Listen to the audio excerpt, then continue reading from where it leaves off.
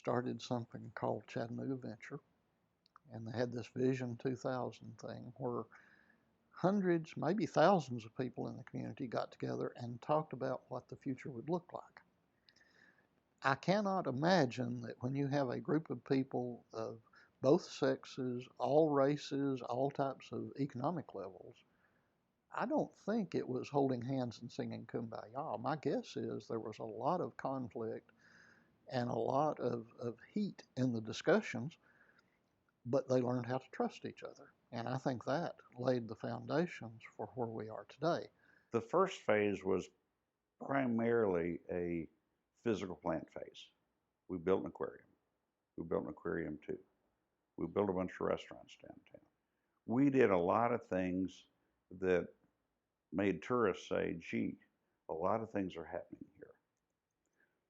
The next phase has been kind of the building the business phase.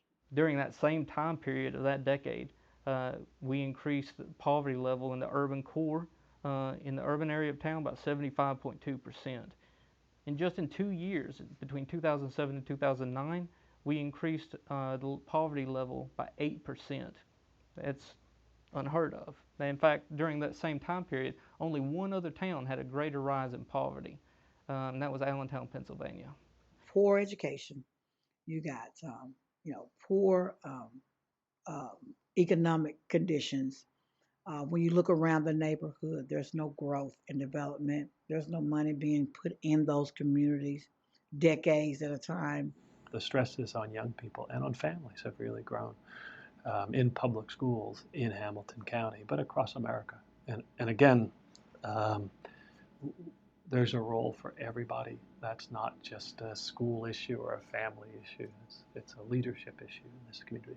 But we can't ignore it. As long as we continue to ignore that conversation, it will become more problematic, not less.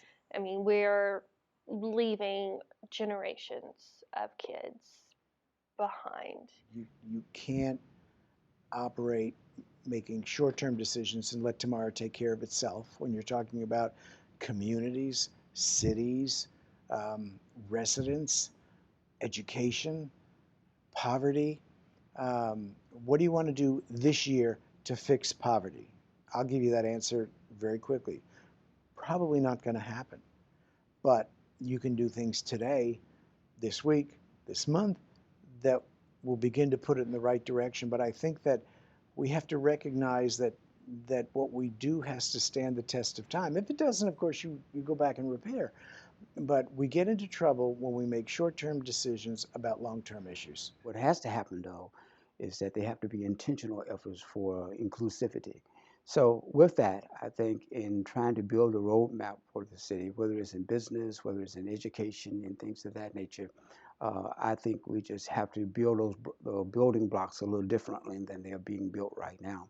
So what he was talking about was, if you want to promote your city, if you want your city to grow, you make the lifestyle, the quality of life, the best it can be for the people who already live here, and then things will take care of themselves. Turns out it's about 200,000 different problems that have to be solved. I don't get a sense that people are saying, well, let somebody else do it.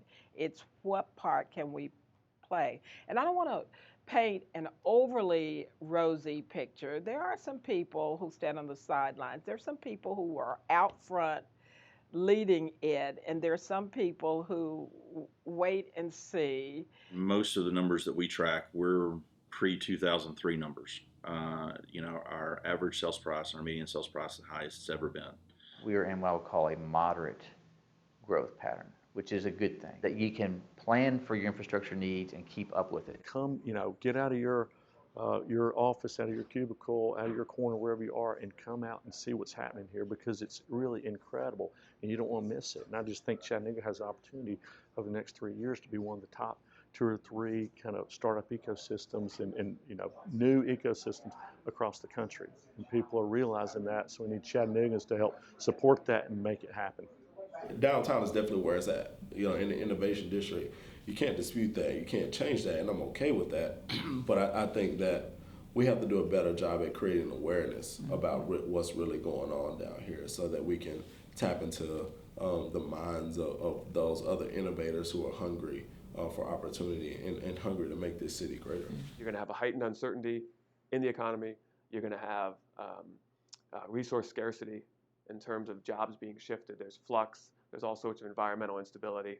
And that's where the skills that are embodied in entrepreneurship, identifying opportunities, operating when you don't have a lot of resources, dealing with uncertainty, understanding the pros and cons of taking on risk and how to mitigate risks, those are going to become critical. I think we have so much work to do. And I think you talk to other people and they're like, we did great, but I'm just sick of talking about our story. I'm ready to create the new story, the next story for our city. There's a lot to do. Chattanooga, to me, right now, this is probably the most important time in Chattanooga's history in a long, long, long time. We've had ups and downs. We've had times where the planning has worked. We've pushed Chattanooga to new heights. Now it's harder to see where you take this thing that we've created. And the decisions that we make here in Chattanooga in the next short period of time, like 2 to 3 years, in my judgment, will determine what Chattanooga looks like 25 to 50 years from now. It's hugely important.